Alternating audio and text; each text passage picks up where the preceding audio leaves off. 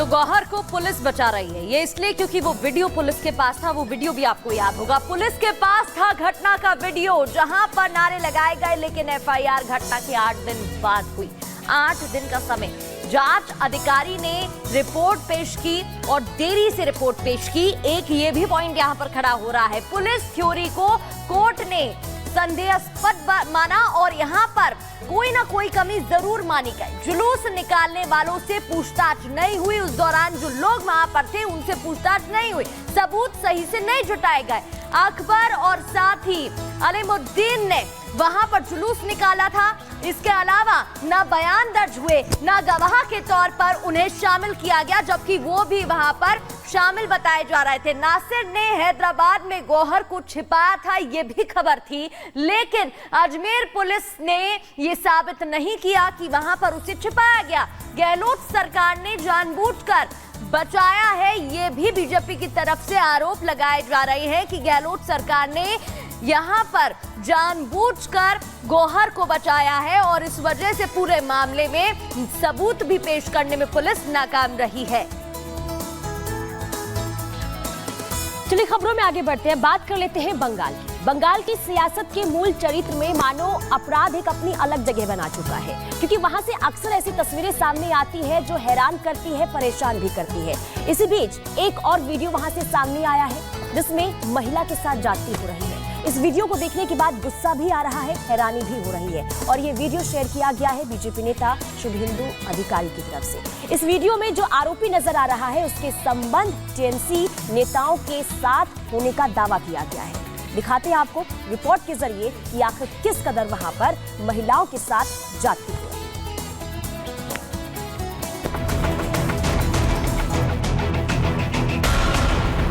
ये तस्वीर शर्मसार करने वाली है। ये तस्वीर पुलिस प्रशासन पर सवाल उठाने वाली है।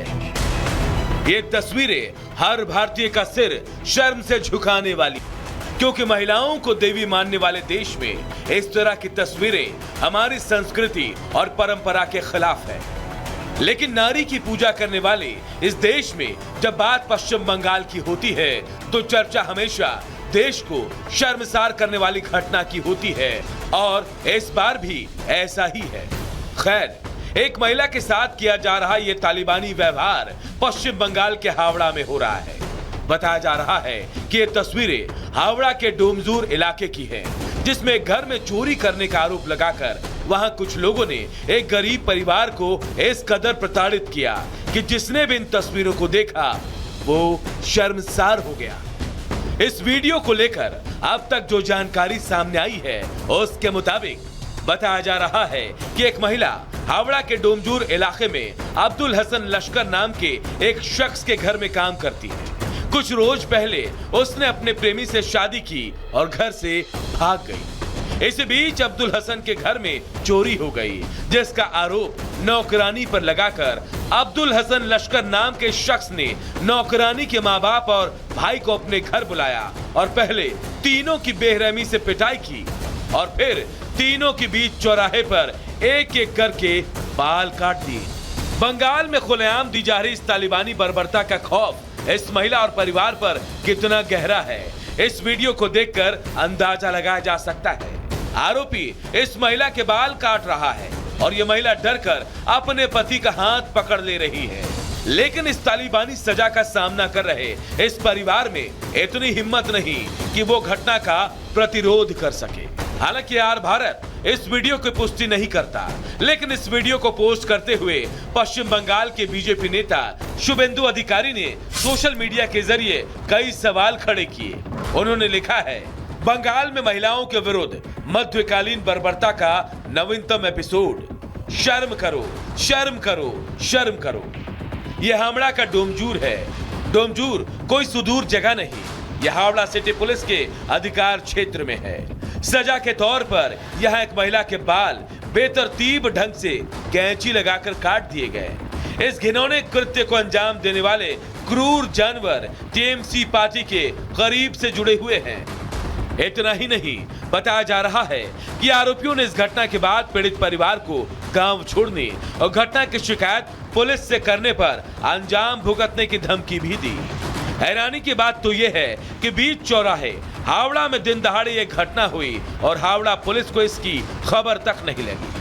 बताया जा रहा है कि सोशल मीडिया पर जब वारदात का वीडियो वायरल हुआ तब जाकर बंगाल पुलिस ने खाना पूर्ति करते हुए पहले शिकायत दर्ज की और 3 लोगों को गिरफ्तार किया। लेकिन फिलहाल इस मामले में पुलिस कुछ भी कहने से बच रही है।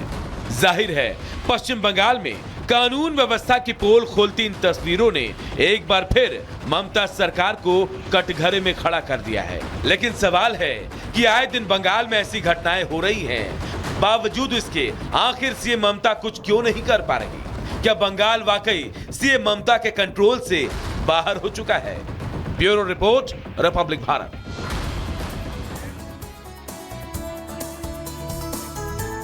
और अब बात होगी सुंदरकांड पर मचे घमासान की और महाभारत की। दरअसल मध्य प्रदेश में सुंदरकांड को लेकर सियासत हो रही है और तमाम सवाल भी खड़े हो रहे हैं, लेकिन क्यों, बताते हैं।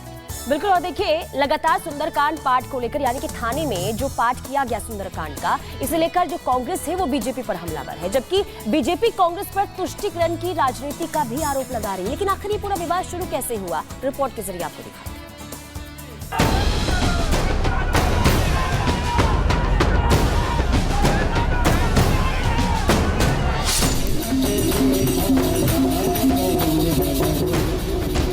मध्य प्रदेश की राजधानी भोपाल में एक पुलिस थाने में सुंदरकांड के पाठ पर विवाद हो गया। आरोप है कि थाने में एक शख्स के जन्मदिन पर सुंदरकांड के पाठ का आयोजन किया गया, लेकिन कांग्रेस नेता दिग्विजय सिंह ने बीजेपी सरकार को ही कटघरे में खड़ा कर दिया।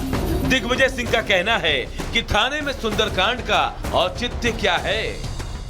सुनो, पहली बात तो थाने के प्रांगण में सुंदरकांड या और कोई बात कराना ये गैर कानूनी है, उनके खिलाफ कार्रवाई होना चाहिए। उन्होंने क्या मंजूरी ली है क्या थाने से? पहली बात तो वो टीआई को, उसके टीआई के खिलाफ कार्रवाई होना चाहिए जो सुंदरकांड का पाठ प्रांगण में करवा रहा है।